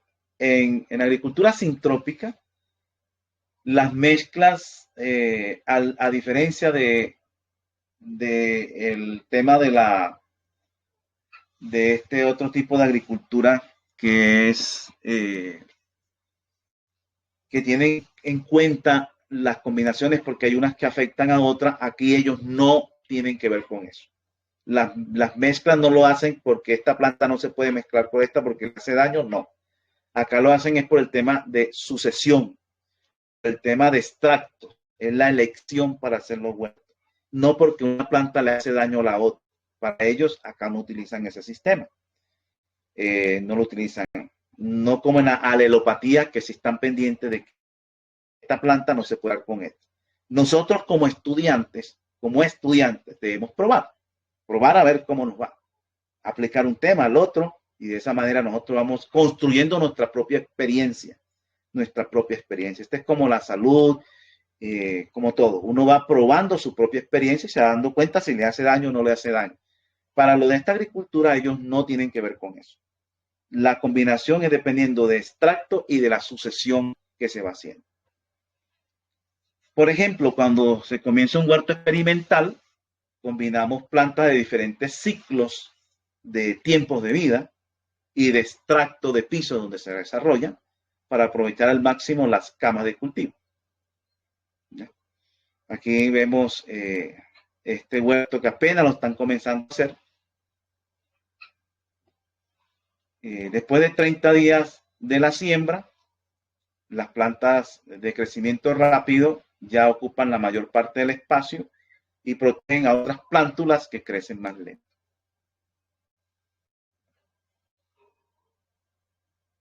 Otra cosa que hay que tener en cuenta es que después de la primera cosecha, el antiguo espacio de esa planta es gradualmente ocupado por la de crecimiento más lento.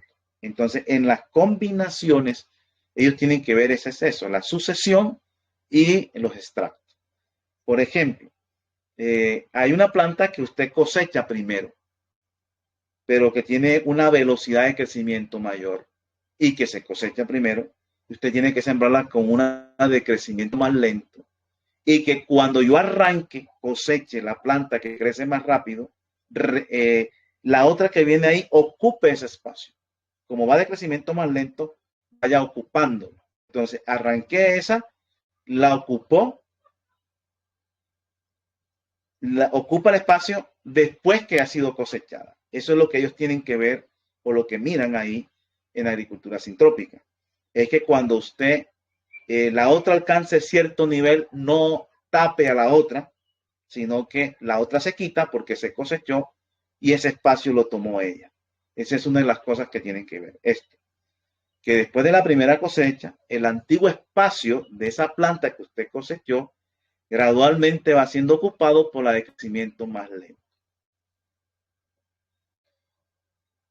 Y después de una cosecha más, o sea, que se coge la que ya venía detrás, el espacio está nuevamente libre para que las plantas de ciclo más largo sigan creciendo en las camas. Finalmente, a la hora de renovar las camas, que nuevamente usted va a renovar, se podan los árboles, porque los árboles tienen que ir podando, los que siembran a los lados, y los bananos, transformándolo en cobertura orgánica para el suelo y comenzamos a plantar de nuevo. Entonces, cuando se va a plantar nuevamente, que se va a hacer las camas, se renuevan las camas, se abonan, ahorita vamos a ver cómo se hace, de una vez se van podando los árboles para que entre sol y los árboles van creciendo, los árboles forestales, por ejemplo, o los bananos, o los plátanos, que también van alrededor. O sea, y de este modo, pues, vamos plantando una vez más una cama, teniendo en cuenta los extractos y las secuencias. Y con el tiempo tenemos 4 cosechas. O sea, en la misma cama, usted obtuvo 4 cosechas en una plantada. Ustedes ven que estos están aquí arreglando las eras ya. Van a hacer siembra en sucesión y usted obtuvo 4 cosechas de las plantas que sembró acá. La primera, la que sigue de segunda en cosechar, plata el espacio que tenía la otra y hace 4 a la vez. Y de esa manera, cuando ya arma de nuevo y vas a abonar nuevamente, tuviste 4 cosechas en una plantada que hiciste. Esa es la idea que se maneja. Por ejemplo, una cama cada semana que usted organiza, garantizamos que diferentes ciclos ocurran al mismo tiempo, lo cual nos da una mayor variedad de alimentos. Vamos a ver lo de las camas. Miren acá, están organizando, podaron ya los árboles que tenemos aquí maderables y aplicaron aquí algunas, esto puede ser vástagos de plátano, pseudotales de plátanos no contaminados, que los ponen aquí para que se pudra en las calles de este lado. Aquí tenemos ya el terreno preparado, la cama, y podaron también los plátanos, podaron también los otros, y esta materia orgánica queda aquí, a los lados. Y plantar en líneas facilita mucho el manejo y el control de la producción del sistema agroforestal. O sea, en línea es como ven ustedes aquí, derechos, como ven acá. Aquí tenemos piña por este lado, árboles forestales por este lado, la cama en medio y podado, hacer las podas, que sería lo más interesante, hacerlas bien para que entre sol a las eras en su debido tiempo. Después de la poda, tallos de plátanos cortados en trozos y materia orgánica dispuesta alrededor de los árboles. Eso es lo que ellos plantean acá. Y ya tenemos la era preparada aquí para trabajarla.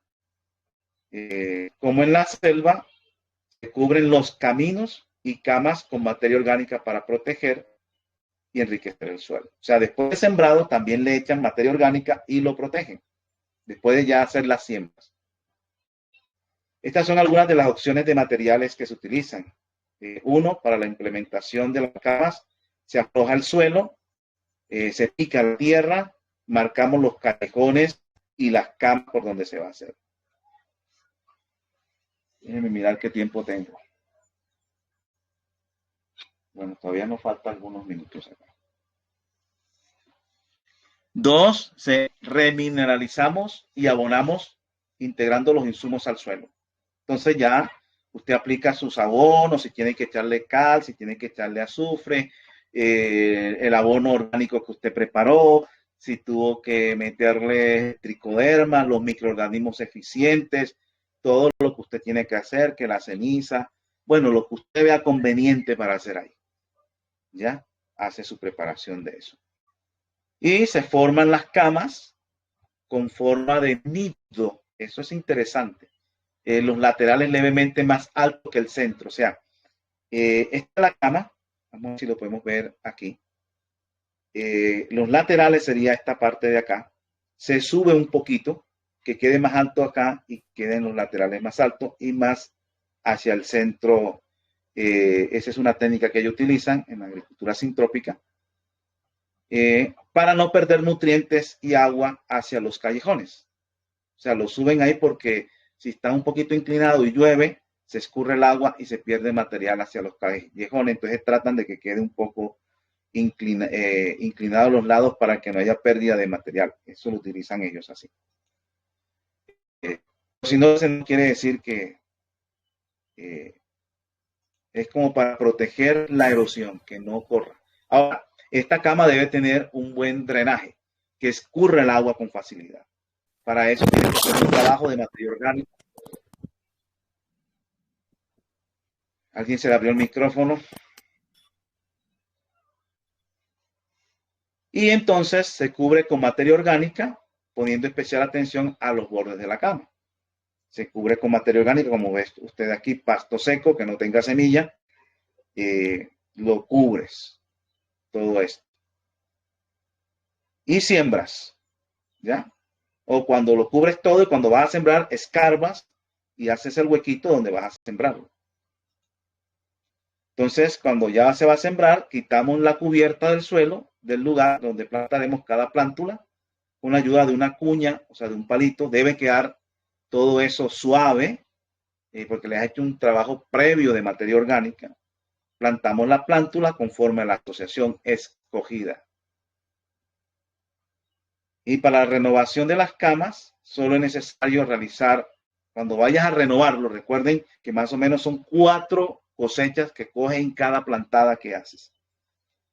Solo es necesario realizar el abono y aflojamiento del suelo, de preferencia sin revolverlo, porque eso ya debe estar en el trabajo constante, ya debe estar suave ese terreno.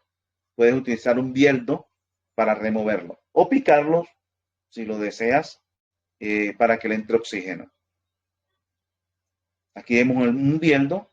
Por ejemplo, si insertamos un bieldo en la tierra, lo inclinamos dentro del suelo y se removerá. No tienes que picar la tierra necesariamente porque este suelo ya debe de estar suelto, debe ser duro. Ahora, si está en un terreno franco, arcilloso, quizás sí te va a tocar meterle la sadoneta o cualquier otra cosa para picarlo porque esos suelos son más duros. Pero si vienes abonándoles y vienes echándole materia orgánica, como le digo, usted mira la cantidad de gente que hay ahí y se necesita gente para todos estos detalles. Es una dedicación, pero produce muy bien, da buenos resultados.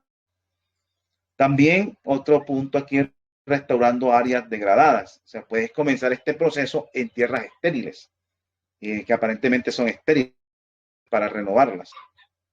La agroforestería también puede ser utilizada como una técnica de recuperación de suelos en áreas degradadas.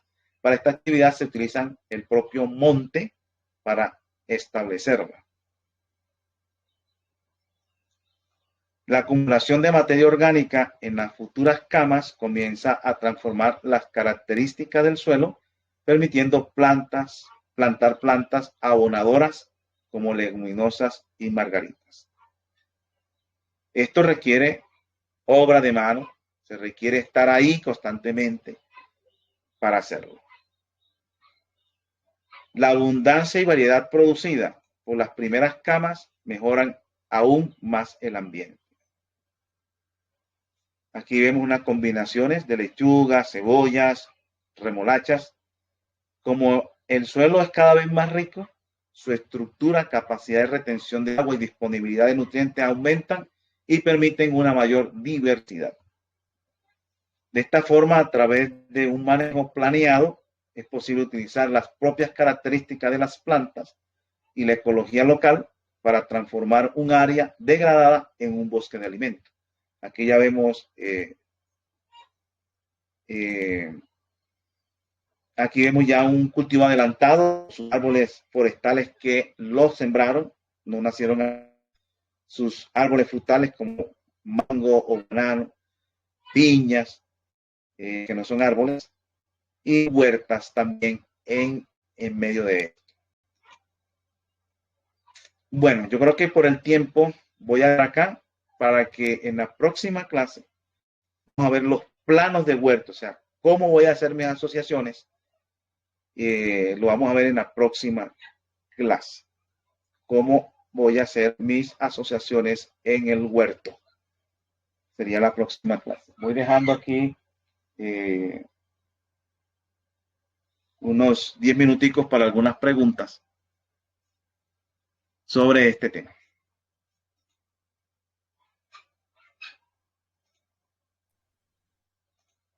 Hola, profe, buenas tardes. Buenas tardes, hermano. Qué mal, mi hermano, muy buenas tardes. Profe, una pregunta, es que, bueno, yo vivo aquí en el llano y aquí hacer montículos con el asadón es algo difícil, ¿no? Porque la tierra es dura. Entonces, que ya miré un implementico que están vendiendo que se llama como un tractomato o un tractor de mano. No sé qué tan bueno será utilizarlo en la agricultura, si daña la tierra o si es factible. Bueno, el mototractor es un instrumento que yo creo que podemos utilizar, porque siempre lo que se ha tenido con el tractor grande es que pesa mucho y pisa mucho la tierra, mientras que este es un tractor manual que no pesa grandemente como pesa un tractor normal y que también pica la tierra, lo pueden hacer. Se puede utilizar para aflojar la tierra. ¿Qué otro detalle? Bueno, yo sé que las tierras son duras. En algunos lugares, bueno, eso también requiere el requerimiento, bueno, los recursos hídricos que tengan, pero donde yo estoy acá también es súper duro. Pero acá remojamos la tierra, es decir, yo voy a picar mañana la tierra, yo la remojo hoy, y acá es arcillosa también la tierra y es dura, y se afloja cuando uno la remoja y comienza a picar. Esa es otra alternativa cuando el terreno es muy duro. Pero también podemos utilizar el mototractor para realizar esa labor. Sino que, como decía la hermana, nosotros nos estamos preparando para no comprar nada, para no tener ni comprar gasolina, ser autosuficiente. Va a llegar un tiempo que queremos tener la ayuda del mototractor, porque eso es con gasolina. Entonces nos toca aprender a utilizar las herramientas manuales que tenemos para hacerlo. Acá por donde nosotros vivimos ya nadie pica la tierra, ya todo es mototractor. Nadie quiere ya picar la tierra. Yo conseguí una persona que venga a ayudarme a picar la tierra, no la encuentro. Ya todo el mundo no tiene mototractor, entonces, pero va a llegar un tiempo en que no vamos a obtener mototractor, la gente por pereza, ay no tenemos esto, entonces no lo hacemos. Y ese es un problema donde la tierra es dura. Hermano, una pregunta, ¿en qué parte de Colombia tiene su finca? En Santander. Santander. En Santander, sí. En Santander por Betulia, Santander. Yo tengo la ventaja de que para mí mi deporte favorito es Pero, picar la tierra. Es mi deporte favorito. Es un buen Si deporte. ya nadie quiere picar la tierra, yo me dedico a picar la tierra. no, ¿Sí? pero mientras llega ese momento, el hermano puede picar con eso, Sí, con el exacto. monotractor, para cuando le llegue el momento, ya esté más flojita la tierra, hermano. Mientras pueda, aproveche. Sí, ese es el punto de que Bueno, gracias, muy mientras amable. tengamos eso, sino que a veces cuando la gente se acostumbra, vuelvo y repito, ya cuando lo van a hacer, ya, por ejemplo, ya nadie quiere tirar machete en el campo, todo es con guadaña. Entonces ya no hay guadaña, no hay gasolina, no podemos bajar porque ya tirar machete, no, yo no voy a tirar machete.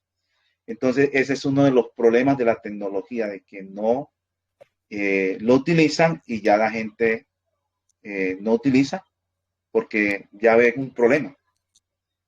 Entonces, mientras se tenga la oportunidad, usted lo puede hacer.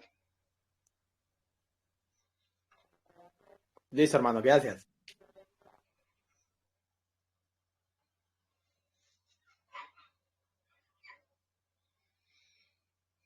¿Alguna otra pregunta por acá?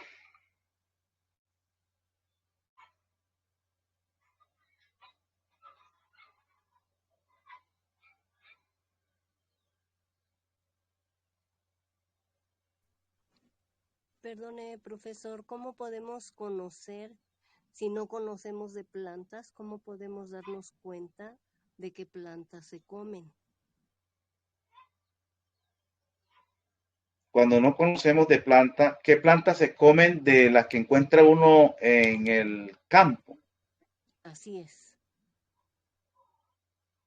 Bueno, hay una técnica, yo no la he hecho, pero la gente mira los pájaros, ¿ya? Y lo que coman los pájaros, la gente va comiendo de esa frutica.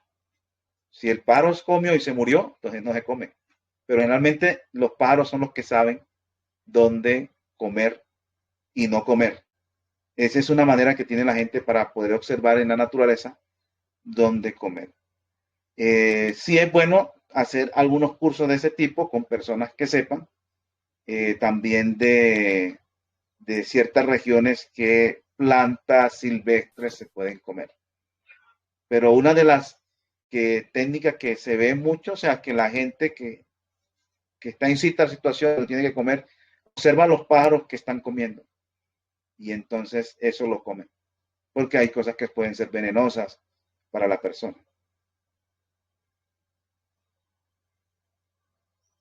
Muchas gracias, profesor.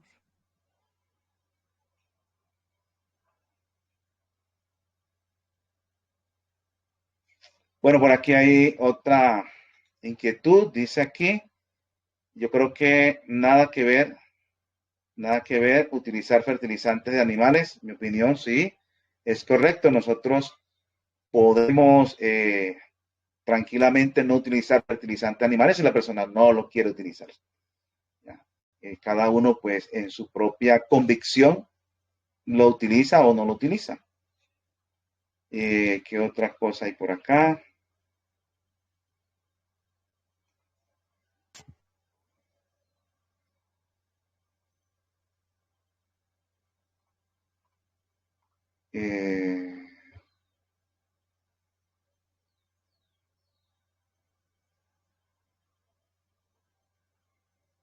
Bueno, creo que no hay más preguntas por este otro lado.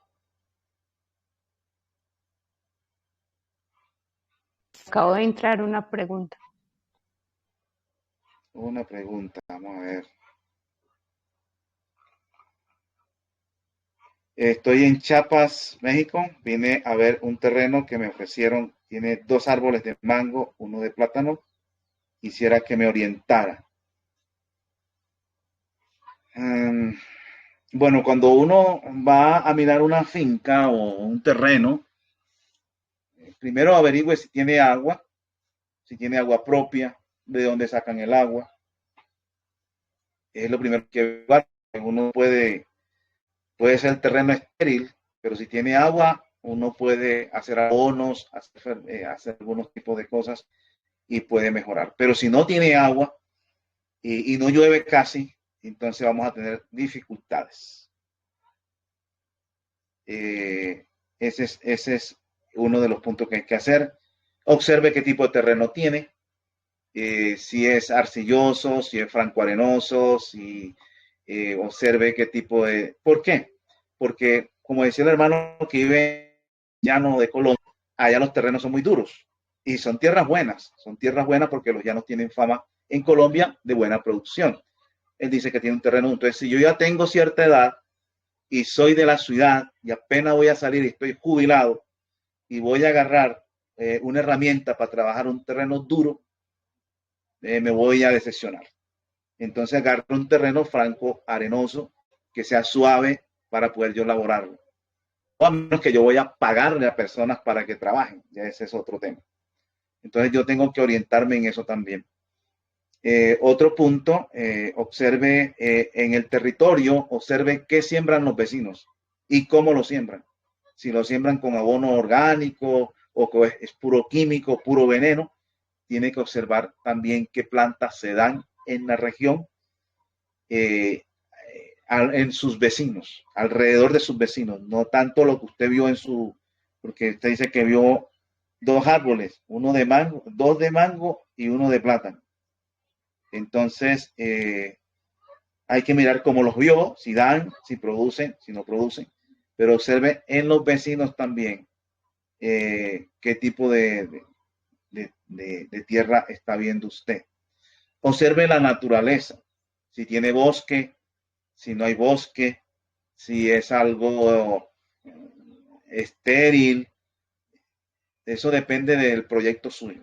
Si usted va en un proceso regenerativo, educativo, y tiene agua y el terreno es estéril y usted quiere transformarlo y entrar en una experiencia regenerativa, es un terreno especial para eso, porque usted va a aprender muchísimo, va a trabajar bastante para ponerlo a producir. Pero si usted no va pendiente de regenerar, si usted no está pendiente tanto de aprender, de cómo enfrentar dificultades, entonces compre un terreno fértil. Si usted solamente va pendiente de sembrar unas maticas para comer, compre un terreno fértil para que no tenga tanto dificultades y no tenga que aprender demasiado. Porque cuando usted encuentra un terreno estéril, usted va a aprender a dominar el terreno. El caso de nosotros, llegamos a un lugar aquí donde estamos, cuando eso no sabíamos mucho de agricultura, yo lo único que sabía era que si tenía agua, listo. Y llegué a un terreno bien arcido, bien arcilloso, y nada de lo que sembramos daba nada, solamente lo que daba era yuca y por ahí arracacha, que es un tubérculo acá, y ya, eso era lo que daba, así fácil. Todo lo demás que sembramos no daba nada. Y entonces tocó comenzar a estudiar, a leer, a practicar, y gracias a Dios, más o menos unos 40 cultivos hemos logrado cultivar acá, donde no daba sino por ahí yuca y arracacha. Entonces, pero nos tocó aprender, por eso estoy dando estos cursos, porque me tocó ponerme a leer y aprender y a practicar y hacer una cosa y hacer lo otro, y de esa experiencia he reunido lo que mucha gente nos criticó. Aquí llegaban hermanos y nos decían, no, esos telistas se van de acá. Aquí no da ni rabia. En esta finca no da ni rabia porque no produce nada. Nosotros, como no sabíamos nada, la compramos así. Para mucha gente era una maldición porque podíamos haber conseguido una finca floreciente. Pero Dios nos trajo acá y lo que para la gente no lo compraban, porque esto no lo compraba nadie. Nadie lo compraba. Aquí esto lo vendían, era para venderlo era que prestaban una plata a una persona y cuando la persona venía a cobrarle, yo no tengo plata, coja la finca. Y usted verá si coge la finca. Y si era que pasaba de mano en mano. Y a nosotros nos la ofrecieron, la compramos sin verla. No vinimos ni a verla, vinimos a comprarla. Porque yo nada más me interesara que tuviera agua y luz en ese tiempo. Y así vinimos. Entonces, hoy en día estoy dando el curso porque nos pusimos a leer, a estudiar y a practicar. Y gracias a Dios, más o menos unos 40 cultivos hemos sacado. Entonces, lo que fue una maldición para algunos, para nosotros, a nosotros se nos transformó en una bendición. Pero esa experiencia, pues todo el mundo no la vive. Hay gente que le ha pasado lo mismo y se devuelven.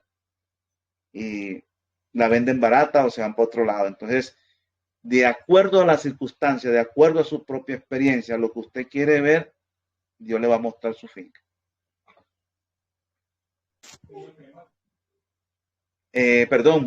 También mire el clima, porque el clima influye mucho en los tipos de cultivos que usted va a sembrar en la misma persona. Hay personas que una finca muy bonita, pero bien caliente, se van para allá y se van al piso físicamente, se ponen bien delgados, no le conviene el clima y perdieron el dinero.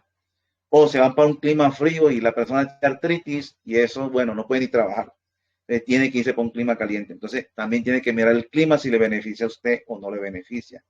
El orden social donde usted vive también tiene que mirar qué tan lejos quedan los vecinos. A veces no es muy conveniente porque le ponen música.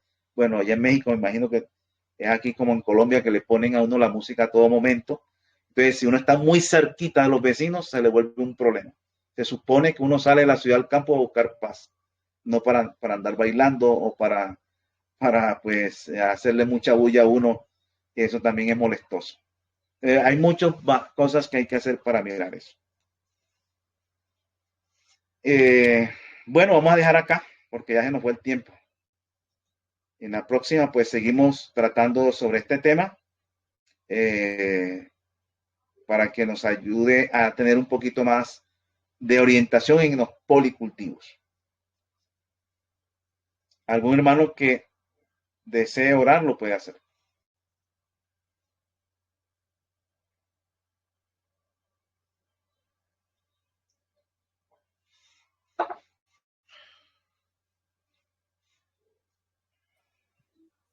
Yo puedo orar, hermano. Bueno, hermano, gracias. Oremos. Querido Señor y Padre Celestial, que moras en las alturas de los cielos, Señor, gracias por darnos la oportunidad este día de vida, gracias por la bendición de poder venir a escuchar estas clases tan buenas que el Señor, el hermano Nicolás nos da. Pedimos, Señor, tu bendición para él, su familia, para cada uno de los hermanos que están aquí. Gracias, Señor, porque tú das a manos llenas y cuando te pedimos, tú escuchas. Muchos de nosotros queremos aprender y has puesto en el corazón del hermano enseñarnos y de su hija. Gracias, Señor. Bendíceles, bendícenos, Señor, en esta semana que empieza, Señor, hoy. Gracias por tu amor y tu bondad. Todo esto lo pedimos sin ningún mérito, por los méritos de tu amado Hijo Cristo Jesús y con acción de gracias. Amén. Amén, hermano. Gracias. Amén. Bueno, hermanos, nos vemos en el próximo domingo para terminar esta clase y seguimos con otra. Gracias. Otro Muchas gracias, bendiciones.